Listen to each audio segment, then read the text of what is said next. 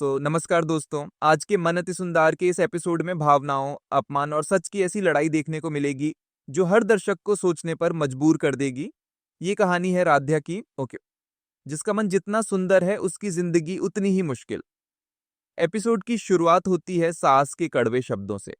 राध्या को साफ साफ कह दिया जाता है कि वह इस घर की नौकरानी है। ट्रॉफी जैसे सम्मान उसके हाथ में नहीं, झाड़ू शोभा देता है। रजनी राध्या के पक्ष में बोलना चाहती है, लेकिन मांझी के डर से चुप रह जाती है। सास ये साफ कर देती है कि इस घर में किसे इज्जत मिलेगी और किसे नहीं, ये फैसला सिर्फ वही करेंगी। उनके लिए राध्या सिर्फ एक पैरों की धूल है, चाहे उसने कितनी भी मेहनत क्यों ना की हो। राध्या चुपचाप सब कुछ सहती रहती है।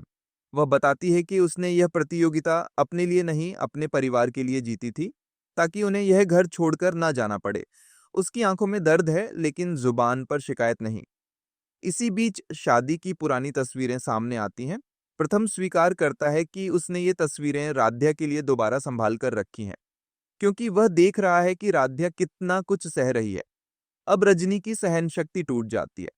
वह फैसला करती है कि अब चुप नहीं बैठा जाएगा। सच चाहे जितना कड़वा हो, उसे सामने लाना जरूरी है। आखिरकार वह पल आता है जिससे सब डर रहे थे। सबके सामने यह सच बोल दिया जाता है कि राध्या इस घर की नौकरानी नहीं, बहू है।